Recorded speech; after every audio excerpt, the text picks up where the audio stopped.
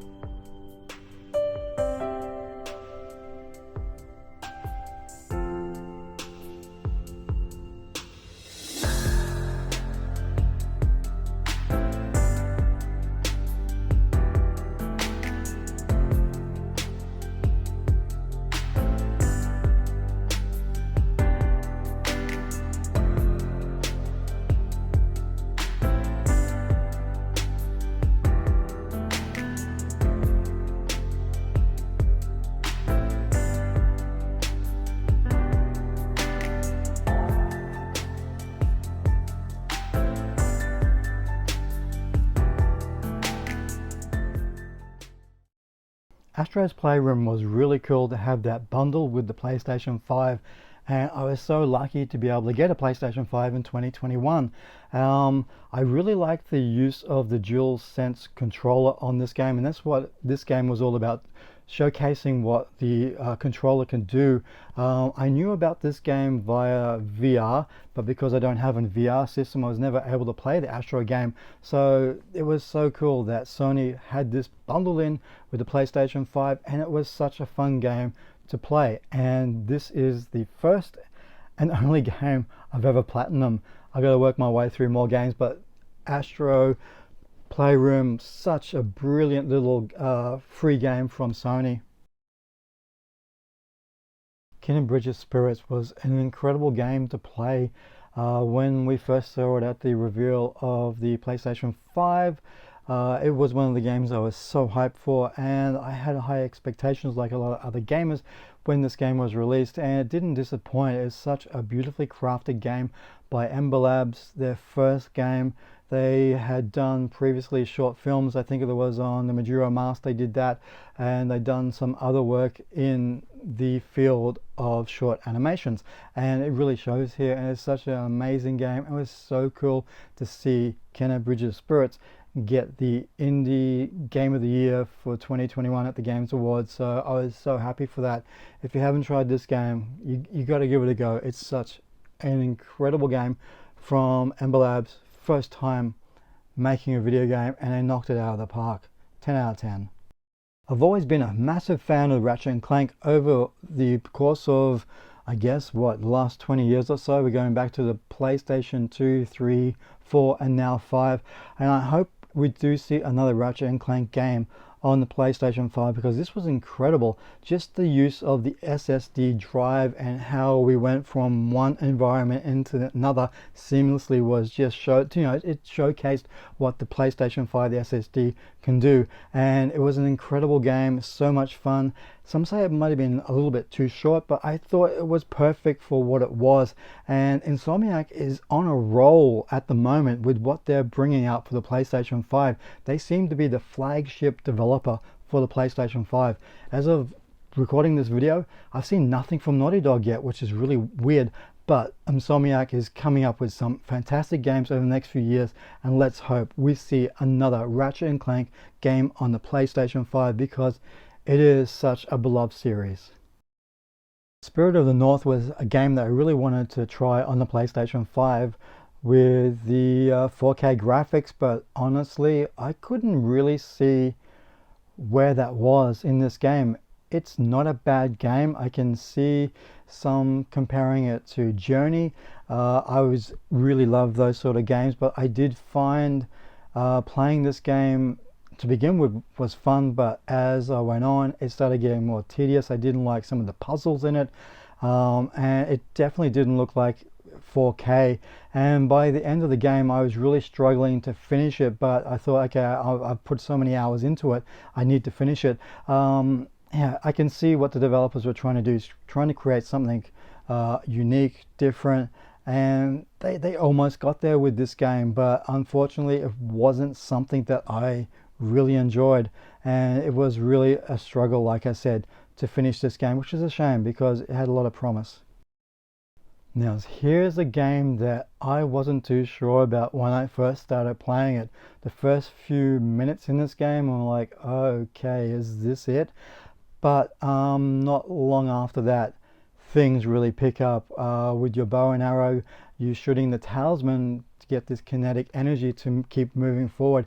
And within 5 minutes, I was already loving what I was able to do in this game. It's a beautiful looking game from Giant Squid, who did Abzu, and I thought it was made by the developers of Rime when I first started playing this, and it wasn't until I saw a little nod in this game to Abzu and I realized, oh crap, this is Giant Squid. And for their second game, I think it's such a masterpiece. The boss battles are very unique in this game. You're always being chased by this cloud overhead that will consume you, and when you get into that environment, you have to sneak your way around to get out of it to continue on the game. It was from start to finish, something that I really enjoyed. I didn't want to put it down. I tried to find every secret that I could. I even went back to the game to try and play it a second time. It's such a fantastic game. Bound is one of those games, it's only a short game that goes for about 2 hours, but I was enthralled with this game from the beginning. Starts out, you're controlling a heavily pregnant woman as she revisits her childhood and memories, and there is a lot of deep metaphors in this game. And when you get to the end of it, I don't want to spoil it, but you have to make a choice, and it was like, it's something that I could really relate to. And when you play a game like that, you can relate to, it's something very special. There is a lot of dance in this game. When you look at it, you're thinking, what the hell's going on here? But you have to really experience it to get the full effect of it. And the dancing in it is fantastic. And it's something different. It is in VR as well. But it was a game that I thought was like one of those wow moments. It's such a short game, but it left a lasting impact on me. Truly incredible. Forbes magazine said if Legend of Zelda and Assassin's Creed had a baby, it would be Immortals Phoenix Rising. Now, a lot of people do compare this to Breath of the Wild. Even I do. I can see the similarities in it. I even feel somehow that maybe Ubisoft said, well, we can do something better than Breath of the Wild, and they sure did with this incredible tale of Greek mythology made by the developers of, believe it or not, Assassin's Creed Odyssey. So they went out of that game into this game, so they must have been really immersed in the Greek mythology, and they wanted to tell a story. So what's really cool about this, there is 3 DLC packs, and I've got all of them, and I need to work my way through them.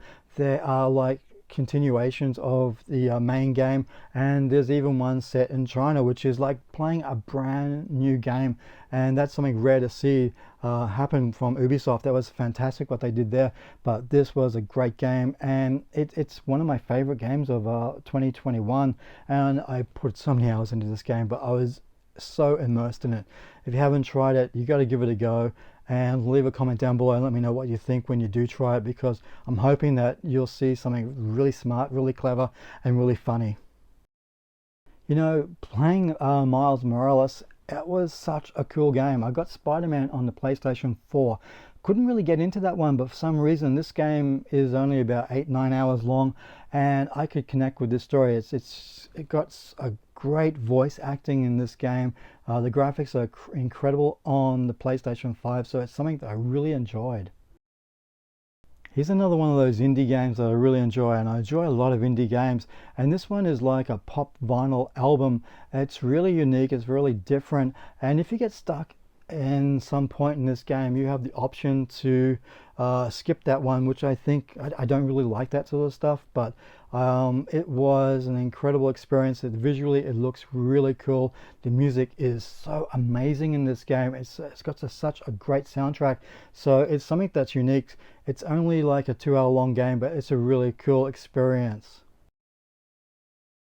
The remake of Panzer Dragoon, when I first heard of it, I was so excited because it was one of my favorite games on the Sega Saturn, and visually it looks really good. It's way better than the what we got on the Sega Saturn, but for some reason I really couldn't get into this game, and it's been over 20 years since the Panzer Dragoon series, and I don't know, I guess because it only takes an hour to beat, that takes something off of it, because you know, you pay full price for this game, like $79.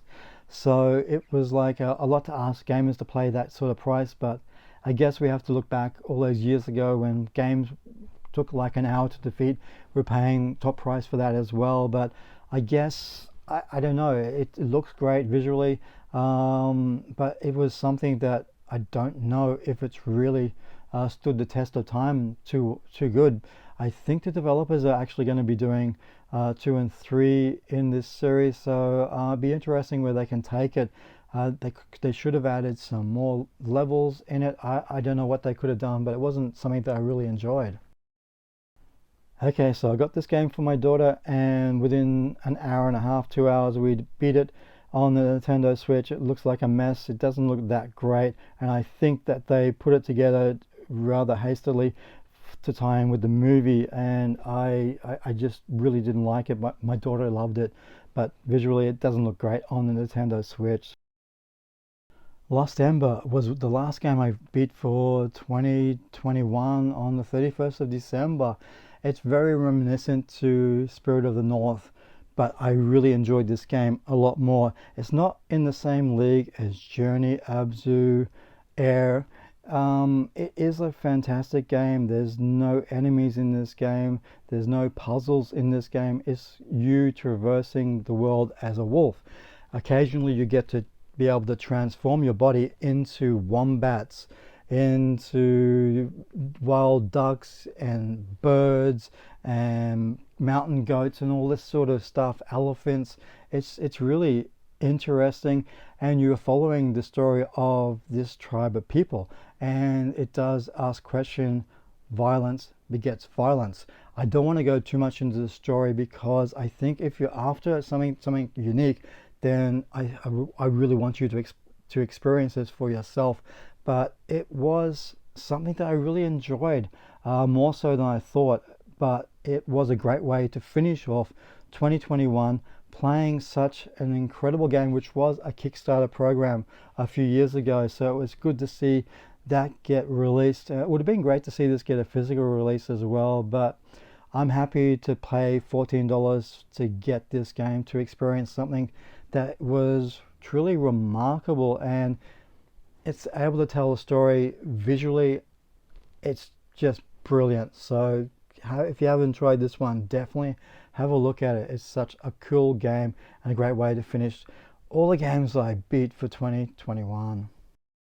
So that's pretty much it. That's the games I beat last year. So 2022, I've got a lot of games behind me that I need to beat. It's just mind-boggling. It's going to take a lifetime to beat all that, and I've got games coming in the mail. But let's have a look in another 12 months time and see what games I beat for 2022.